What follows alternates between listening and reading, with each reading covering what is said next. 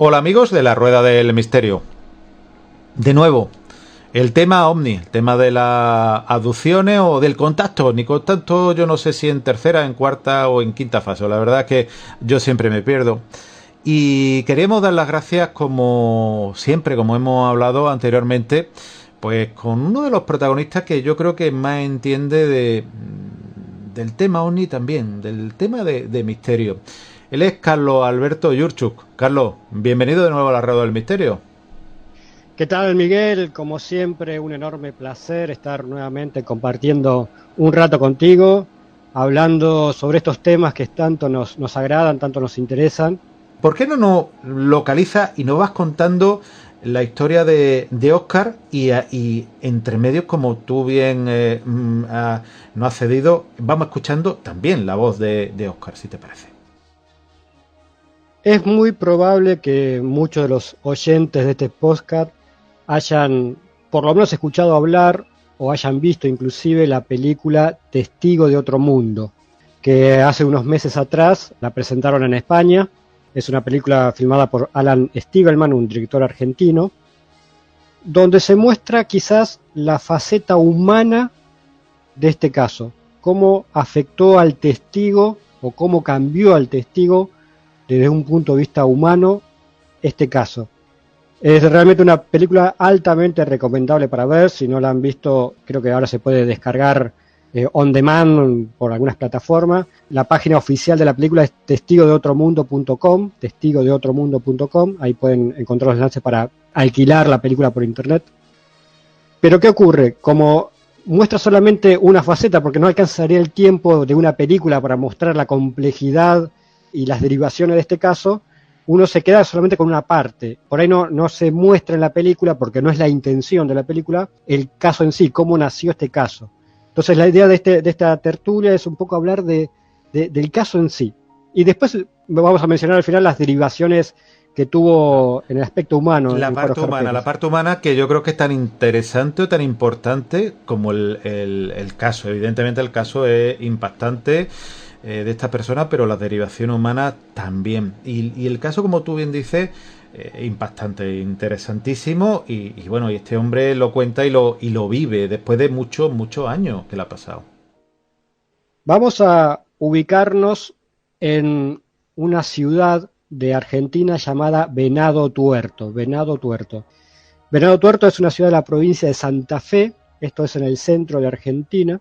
En un campo cercano a esa ciudad se encontraba Juan Oscar Pérez. Año 1978, más precisamente el 6 de septiembre de 1978. Por entonces Juan Oscar Pérez era un chico de 12 años, un chico que había nacido en el campo, se había criado en el campo. A pesar de que era un chico, se podría decir que era un hombre de campo, porque ya hacía tareas rurales, y una de sus tareas rurales que hacía todos los días era levantarse muy temprano para ir a buscar la tropilla de caballos y traerla a la estancia. Luego de eso se iba a la escuela a caballo y después volvía de la escuela, hacía los deberes y seguía con tareas rurales. Es decir, que a pesar de su corta edad, 12 años, era, se podría decir, insisto, un hombre de campo, ¿no? Porque hacía actividades, muchas actividades de campo.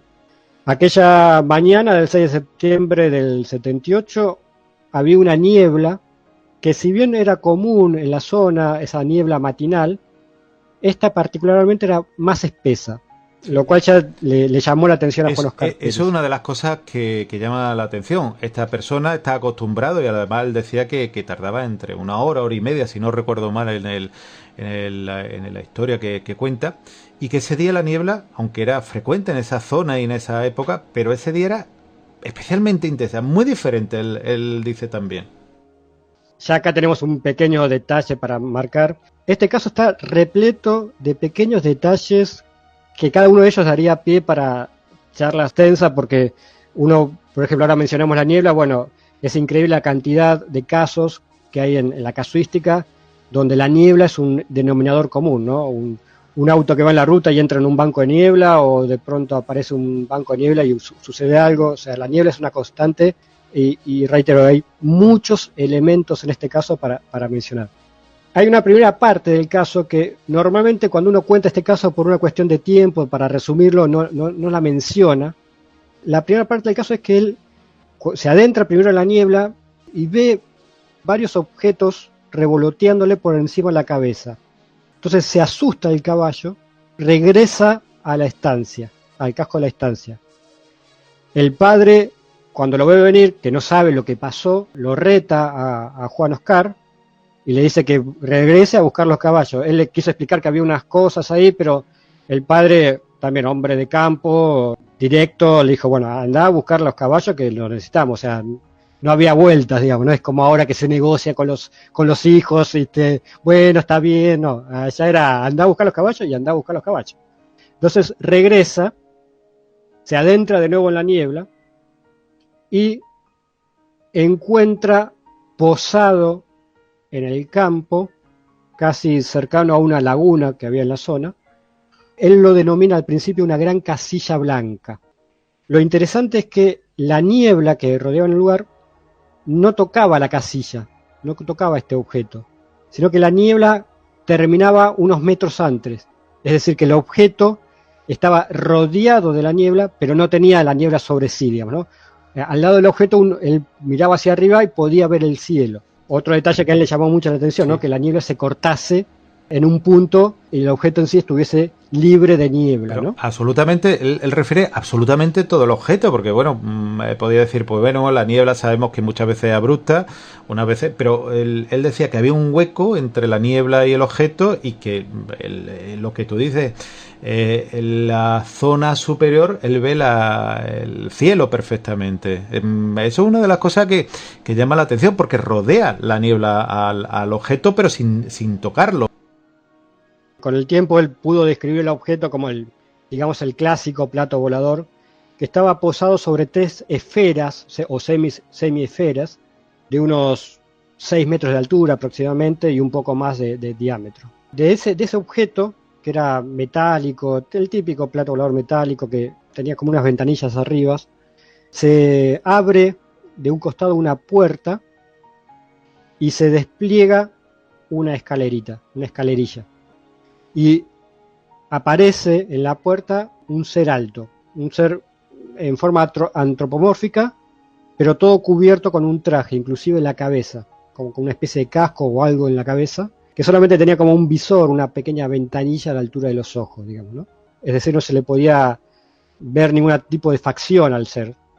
Inclusive en la mano tenía unos guantes. Bueno, acá se van a mezclar varias cosas. Está el relato inicial de Juan Oscar Pérez, donde tal vez en el relato inicial hay algunas lagunas, algunos baches, algunos momentos en que no se explica bien qué fue lo que pasó, pero luego con el tiempo y gracias al trabajo principalmente del doctor Néstor Berlanda, que es un médico psiquiatra, hoy un gran amigo de Juan Oscar Pérez, que lo empezó a tratar, a acompañar. Él, aparte de médico psiquiátrica, le interesa el tema OVNI, digamos, ¿no? Investiga el tema OVNI hace mucho. Y a través de regresiones, que no es lo mismo que hipnosis regresiva, sino es otra técnica, a través de regresiones y con el tiempo él pudo completar esos baches, digamos, qué fue lo que pasó en algunos momentos. En principio, en el relato original, no había comunicación entre Juan Oscar Pérez y el ser, sino que era todo por seña. Pero luego se descubrió a través de las regresiones que sí hubo comunicación en forma telepática o digamos, porque Juan pensaba algo o lo decía y recibía la respuesta en la cabeza. La cuestión es que este ser que está ahí arriba lo invita a subir a la nave, algo que en el relato original no estaba esta invitación. Entonces Juan Oscar Pérez, como buen hombre de campo, aunque tenía 12 años, insisto, ya era un hombre de campo, desciende del caballo y hace una acción tan natural para él, que era atar el caballo. O sea, él siempre que se bajaba del caballo tenía que atarlo en algún lugar. ¿Y dónde lo iba a atar? El único lugar que tenía para atar el caballo era la escalerita de la nave. Y ata el caballo a la escalerita de la nave. Este hecho tan simple, tan natural para él, siempre fue algo que a todos nos llamó mucho la atención, con qué naturalidad ató el caballo a la escalerita de la nave. y por muchos años se conocía este caso, o se recordaba este caso como aquel caso del chico que ató el caballo a la escalera de la nave. Este detalle fue el que por ahí uno de los detalles que más se recordó del caso durante muchos años. Y este es uno de los detalles que siempre destaco de este caso y que sería lindo escucharlo a través de la propia voz de Juan Oscar Pérez. Pues vayamos a escucharlo. La verdad es que él llama la atención de eso, que el caso se conoce principalmente por el atarlo a la escalerita del caballo. Escuchamos a Juan Oscar Pérez. Se acerca uno grandote ahí arriba, se baja, estuvimos ahí y subo después, sube para arriba, subo, ato mi caballo en la escalera y bueno, ahí es donde se me lastima el caballo porque yo adentro. Lo dice bien claro, átale el caballo a la escalera y él entra dentro. Como habrán escuchado en la voz de Juan Oscar Pérez, su forma de hablar, aún hoy, es de un hombre de campo. O sea, utiliza mucha terminología propia del hombre de campo, mucha forma de expresión propia del hombre del campo, porque aún hoy en día, a pesar de que ya hoy tiene 53 años, toda su vida, realmente toda su vida, la pasó en el campo. Y no perdió esa forma de hablar tan rica y tan, en lo personal, que me encanta escucharlo y siempre es muy agradable escucharlo. Entonces, se sube a la escalerilla, entra a la nave por propia voluntad. Un detalle para destacar es que hasta este momento Juan Oscar Pérez nunca tuvo miedo. Si bien era una situación bastante atípica para él, porque era algo extraño, nunca tuvo miedo. Y esto también es otro detalle que quiero destacar. La falta de temor por parte del testigo, creo yo que favoreció la evolución del caso, digamos, ¿no? Que él pueda entrar a la nave y demás. En circunstancias similares, quizás otra persona hubiese salido corriendo o se hubiese quedado paralizada de miedo y eso hubiese limitado el contacto o el encuentro con estos seres. Él no tuvo miedo, subió muy naturalmente, así como ató el caballo, subió naturalmente por curiosidad, tenía curiosidad por saber que estaba dentro. Cuando está dentro, observa varias cosas. Primero que había otro ser, un ser más pequeño, tipo robot. Es muy interesante el contraste entre los dos seres, ¿no? Uno alto, enorme, mínimo de 3 metros. Después vamos a ver que cuando Juan Oscar Pérez estaba parado al lado del ser, Juan Oscar le llegaba a la cintura al ser. Si bien era un chico de 12 años, dentro de los 12 años era un chico alto, a él llegaba a la cintura, o sea que el ser medía como 3 metros por lo menos. Y el otro ser era pequeñito, como tipo robot. Una cosa muy bizarra, ¿no? Parecen dos seres de las guerras de las galaxias, digamos, ¿no? Sí, además le llama la atención una de las cosas importantes también, lo que este ser está haciendo. Es que es llamativo y cómo lo cuenta también Óscar. Correcto. Pero antes de hablar de lo que estaba haciendo este ser, permitidme mencionar algo. Sí, claro. Juan Oscar Pérez, una vez que está dentro de la nave, decide avanzar aún más, porque veía muchas cosas en la nave, había como un panel también, como de luces, control, etcétera, etcétera, como una pantalla también, lo que hoy sería una pantalla táctil, porque el ser tocaba algo en la pantalla y se producían cosas, y él, cuando quiere avanzar más hacia adentro de la nave, se choca literalmente con una pared invisible. Es decir, él avanza y se choca con algo, como si hubiese un vidrio, pero él dice, un vidrio uno lo ve, por más que sea transparente. Pero esto no veía nada, pero él quería avanzar y chocaba contra algo, y no podía avanzar más. Y lo más raro es que el ser pequeño y el otro ser sí podían avanzar más adentro de la nave, y cuando él quería ir por donde iba ese ser, se chocaba contra algo. O sea, como que él no podía avanzar, pero los seres sí. Y también el tema de la pared invisible también es muy común en los casos principalmente de abducciones, donde el testigo está dentro de algo y tal vez quiera desplazarse dentro de ese ámbito y algo se le impide como una pared invisible. También vamos a escuchar a Juan Oscar Pérez mencionando este detalle de esa pared invisible. Que contra un vidrio, vamos a decir, un vidrio uno sí o sí lo ve, lo distingue lo que es un vidrio. Ellos pasaban por ahí y yo todavía voy hasta donde está el chiquitito porque pasa por ahí y me vuelvo a chocar.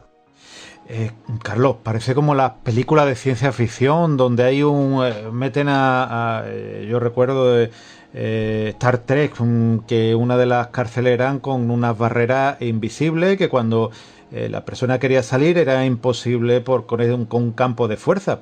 Parece como una especie de campo de fuerza que estos seres sí pues, eran capaces de pasar, ¿no?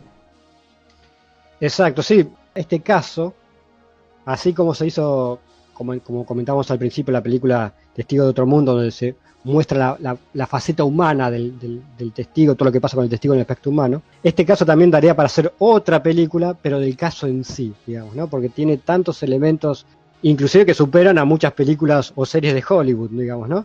Porque es tan interesante todos los detalles que tiene. Volvamos al interior de la nave.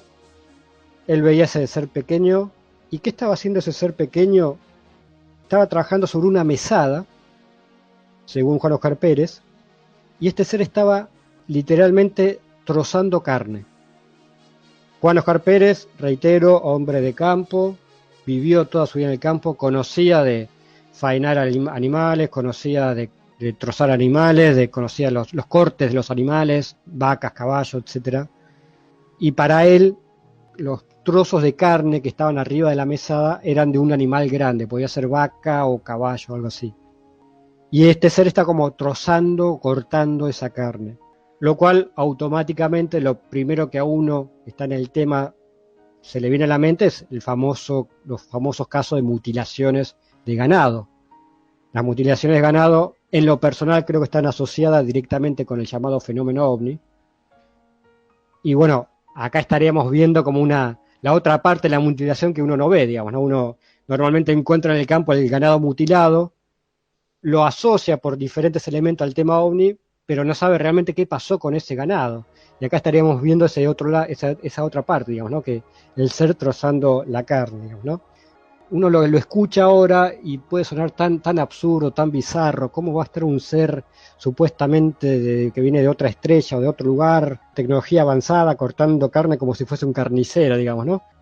Pero bueno, eso es lo que describe Juan Oscar Pérez, y también sería interesante escucharlo a Juan contar esta parte del hecho. Sí, a uno de tanto tiempo sí, era carne, hueso, era carne de ganado, carne de vaca, carne de algo carne era. Pero los huesos, uno que conoce, yo que vivo en el campo, sé lo que es faenar un animal, y los huesos sí, puede ser de un caballo como puede ser una vaca, una cosa, un hueso sazonado, un hueso grande, estaba cortando eso. Carlos, precisamente yo recuerdo los casos de que se han hablado del chupacabra, de esos destructores de ganado que en un momento determinado pues mueren y de una forma muy extraña, que ocurre sobre todo ha ocurrido en América, aunque están recogidas pues quizás por muchas partes del mundo. Llama la atención y además lo que tú dices, un hombre del campo que bueno, no sabe si es de caballo, de vaca o de un animal, pero tiene claro que es un animal grande, que no es humano, por ejemplo. Tiene claro que es un animal grande, y una persona de campo como él, como tú bien dices, reconoce y ve no solamente carne, sino hueso, por lo cual llama la atención, como tú dices, algo muy bizarro, ¿no? Sí, la verdad que esto es también otro detalle muy interesante, el tema de que esté trozando carne. No recuerdo otro caso similar, digamos, donde el testigo vea a uno de estos seres trabajando de alguna forma con carne. Este caso, como dijimos, es muy complejo, hay muchos detalles. Inclusive en esta tertulia, por una cuestión de tiempo, vamos a obviar algunos detalles porque estaríamos horas y horas hablando. Y ahora vamos a comenzar, empieza el desenlace, digamos, de este caso. Cuando Juan Oscar Pérez está dentro de esa nave y ve todas estas cosas, la pared invisible, el ser trozando carne, el otro ser alto tocando unos paneles, como una pantalla táctil, lo que hoy sería una pantalla táctil y demás, de pronto se empieza a cerrar la puerta de la nave. Y acá Juan Oscar Pérez no es que se asusta, reacciona rápidamente cuando ve que se está cerrando la puerta y sale de la nave. ¿Pero por qué sale? No por temor. Hasta ese momento, reitero, no tenía miedo en absoluto de lo que estaba pasando. sino porque se preocupó por el caballo. Fijémonos que a pesar de estar viviendo una situación tan extraordinaria, de estar dentro de una nave, ¿cuántos de nosotros quisiéramos estar dentro de una nave?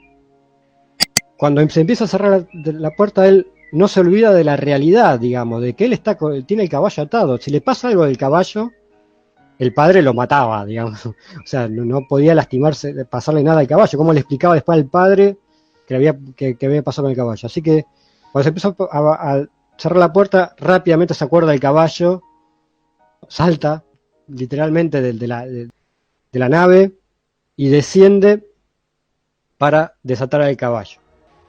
El caballo estaba muy nervioso, muy inquieto, pateaba la escalera, o sea, estaba muy, muy nervioso. En un momento, desesperado por desatar el caballo, no puede porque el caballo se movía y demás, se vuelve a abrir la puerta y vuelve a aparecer el ser grandote, desciende el ser grandote y él le pide que lo ayude con el caballo. Se lo dice con señas y demás. En un momento dado, el ser se saca un guante, queda la mano desnuda, lo agarra Juan Oscar Pérez del hombro con esa mano desnuda. Permitime leerte. Por supuesto. Que sea para ser lo más exacto fidedigno posible. la descripción que hace Juan de esa mano desnuda. Simplemente como dato curioso. Vio que la mano desnuda era de color verde, el dedo mayor era más corto que los humanos, que tenemos el dedo mayor más largo. Los dedos terminaban en una especie de uña o garra de forma cónica que finalizaban en puntas muy agudas de color azul oscuro y aparentemente metálicas. Con una de esas uñas, el ser alto le pinchó el brazo izquierdo cerca del hombro, un pinchazo similar a una picadura de mosquito. Me voy a detener un segundo en este momento del caso, donde el ser se quita el guante y lo toma del hombro izquierdo, casi a la altura del hombro izquierdo, lo agarra fuertemente y recibe, no sé si accidentalmente o a propósito, un pinchazo con una de sus uñas de su mano desnuda. En este momento ocurre algo que lo vamos a dejar para el final, pero cuando él recibe ese pinchazo pasa algo que en el relato original no lo recordaba. Lo vamos a mencionar al final. Lo destaco ahora para que no nos olvidemos. En el final lo vamos a mencionar qué pasa cuando. El ser después, ¿qué hace? Le agarra el guante, se lo ata, la montura del caballo le ata el guante. En el relato original tampoco quedaba muy claro por qué el ser le regalaba el guante o le ataba el guante ahí.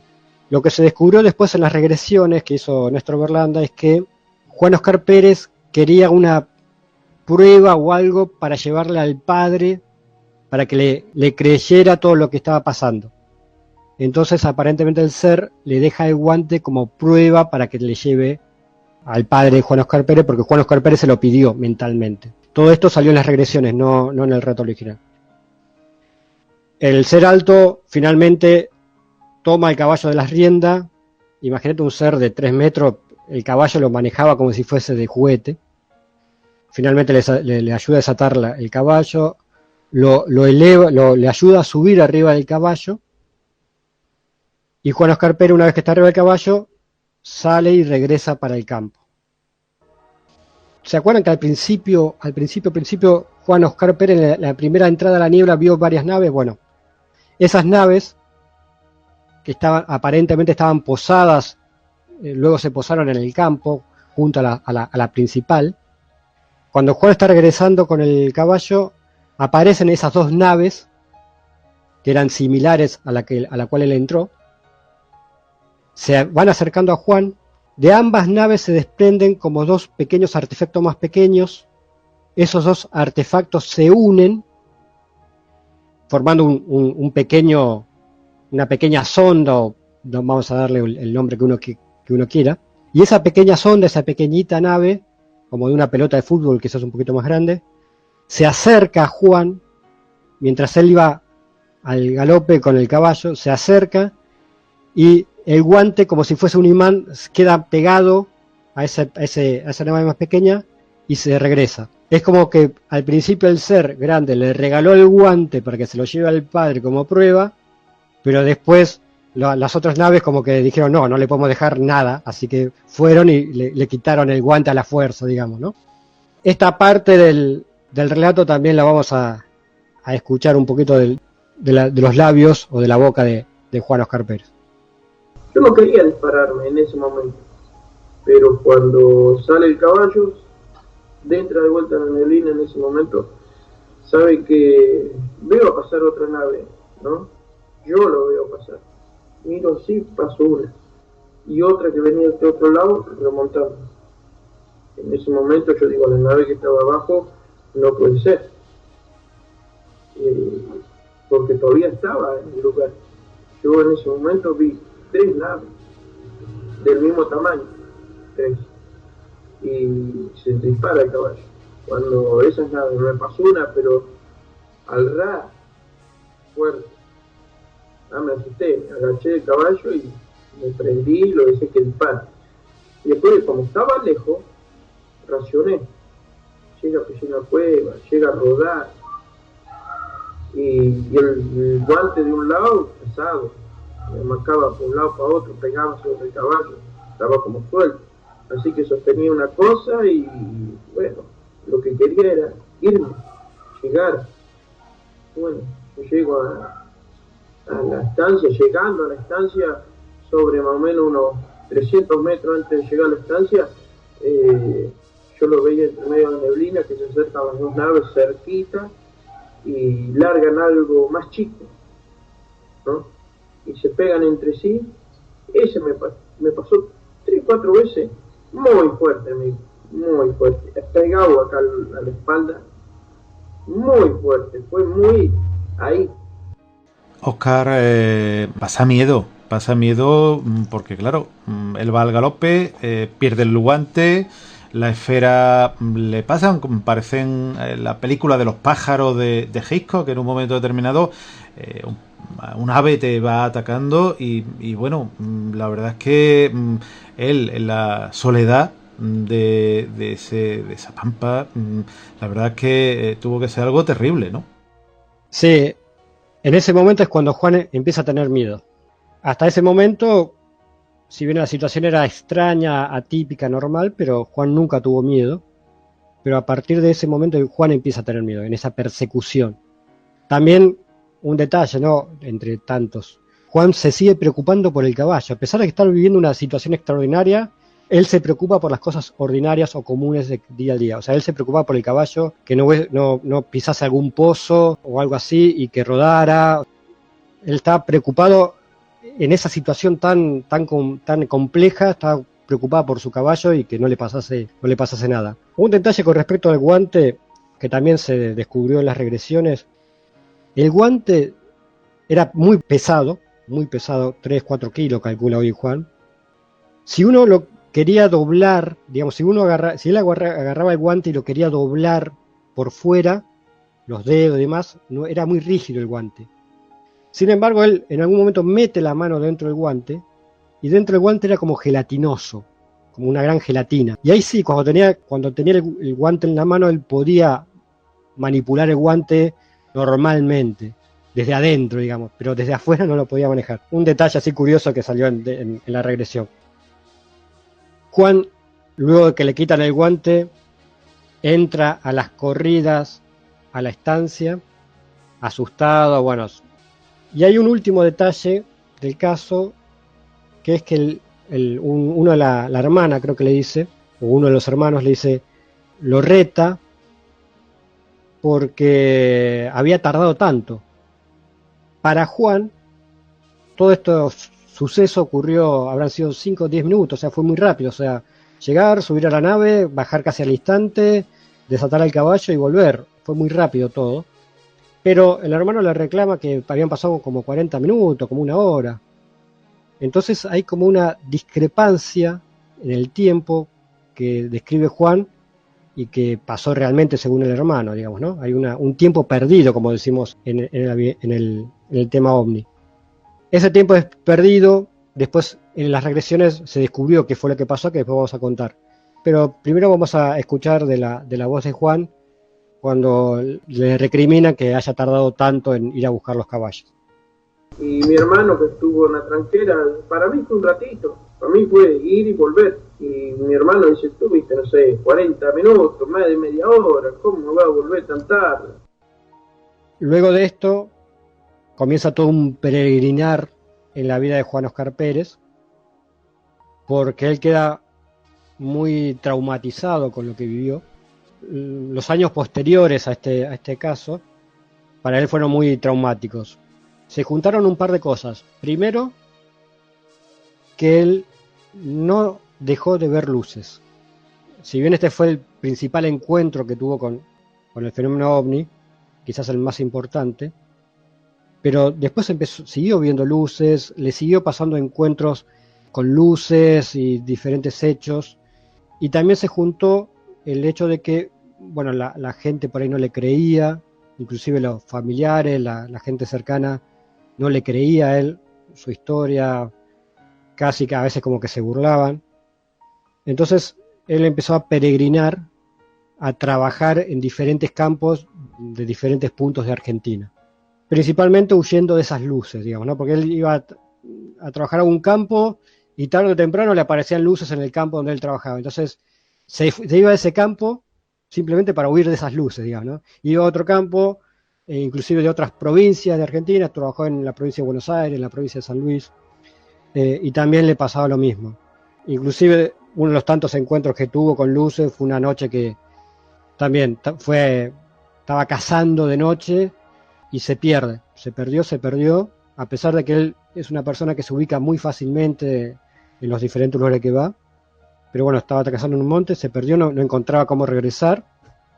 Y también, conscientemente no recuerda qué pasó, pero de pronto se encuentra caminando ya por el camino correcto, y después en la regresión apareció que una luz lo fue guiando a través del campo, y bueno, hasta que encontrar la salida.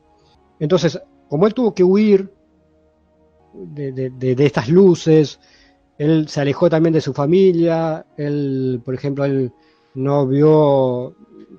perdió muchos años con sus padres, con sus hermanos, con sus sobrinos, ver crecer a sus sobrinos, etcétera, etcétera. Entonces fue muy, muy dramático todo eso, digamos, ¿no? Porque se tuvo que alejar de su familia por un encuentro con el tema ovni. Parece muy extraño, ¿no? Claro, pero así es. Hubo mucha incomprensión también en su entorno, ¿no? Exacto. Se sumaron varias cosas. Y lo principal es que él no encontraba respuesta a lo que le pasó. O sea, él no entendía qué fue lo que le pasó y por qué a él. ¿Por qué a él? La cuestión de que, y eso sí está reflejado en la película Testigo de Otro Mundo, gracias principalmente a Néstor Berlanda, el médico psiquiatra, y también al director Alan Stivelman, un director de cine, Juan Oscar Pérez pudo encontrar respuesta a lo que le pasó. Entender que él no era el único que le pasó eso, que había otra gente que le había pasado algo similar, y obtener respuestas a nivel personal muy profundas. Todo esto que menciono ahora eso sí está reflejado en la película Testigo de Otro Mundo, por eso recomiendo verla. Es un tema bastante complejo, pues ya es algo muy a nivel personal. Pero ahora quería volver un segundo a aquel momento que mencionábamos hace un rato en la charla, de ese tiempo perdido que no se entendía qué pasó. Y ese tiempo perdido está principalmente en el momento en que el ser, cuando se saca el guante, le toca el hombro y a partir de ahí ocurre algo. Cuando el ser le toca el hombro a Juan Oscar Pérez, ocurre lo siguiente, es como que Juan tiene un viaje, digamos, mental, porque físicamente siempre estuvo en el lugar, parado ahí al lado del caballo, al lado del ser, pero como que mentalmente se transportó, se elevó hacia el cielo. Pónganle el nombre que cada uno quiera, digamos, ¿no? Y en ese viaje, digamos, se encuentra en un lugar donde había muchos seres como el que lo acompañaba a él, esos seres altos, había varios de estos seres, eran como 10, 20, varios, donde veía las estrellas arriba, veía todo luz al costado, o sea, no podía precisar dónde estaba, y ahí se le aparece, él ve al abuelo. Bueno, después Carpere tenía una relación muy especial con el abuelo, que en ese momento ya había fallecido, porque el abuelo, cuando él era chico, le enseñó muchas cosas del campo y demás, él tenía un afecto muy especial con el abuelo, y ahí él lo ve al abuelo. Por eso decimos que este caso también tiene elementos muy personales, porque esto ya se mezcla acá lo más íntimo de él, lo más personal, ese encuentro con el abuelo, esa persona que él quería tanto, y regresa. Se encuentra el abuelo y después regresa, y ahí es cuando continúa la historia que, bueno, desata el caballo y todo eso. Este viaje, por llamarlo de alguna forma, él no lo recordaba conscientemente, esto aparece en la regresión. Y ese viaje un poco explicaría ese tiempo perdido, qué fue lo que pasó en ese tiempo perdido que mencionábamos antes. Reitero, este caso combina cosas típicas del fenómeno OVNI, pero también involucra mucho de la parte personal del testigo. Inclusive al día de hoy hay cosas que salieron en las regresiones que no se conocen públicamente, simplemente porque son cuestiones muy personales de ese encuentro con el abuelo y demás. Hay datos muy personales, íntimos de Juan Oscar Pérez, digamos, que no tienen sentido porque no aportan al caso en sí, digamos, ¿no? Que son más bien cuestiones personales. Yo recomiendo siempre a aquellos que puedan conseguir el libro, y esto no es ninguna propaganda, no me pagan por hacer esta propaganda, lo hago sinceramente porque me parece altamente recomendable. El libro de Néstor Berlanda que escribió sobre este caso se llama Detrás de la niebla. Lo recomiendo altamente leer este libro porque ahí van a cerrar, van a entender el caso Juan Oscar Pérez en toda su extensión. Es decir, miren la película si pueden, Testigo de otro mundo. Entonces son como diferentes piezas la película, esta entrevista, el libro, y cuando uno recién puede ver todas esas piezas y puede entender el caso en su total complejidad.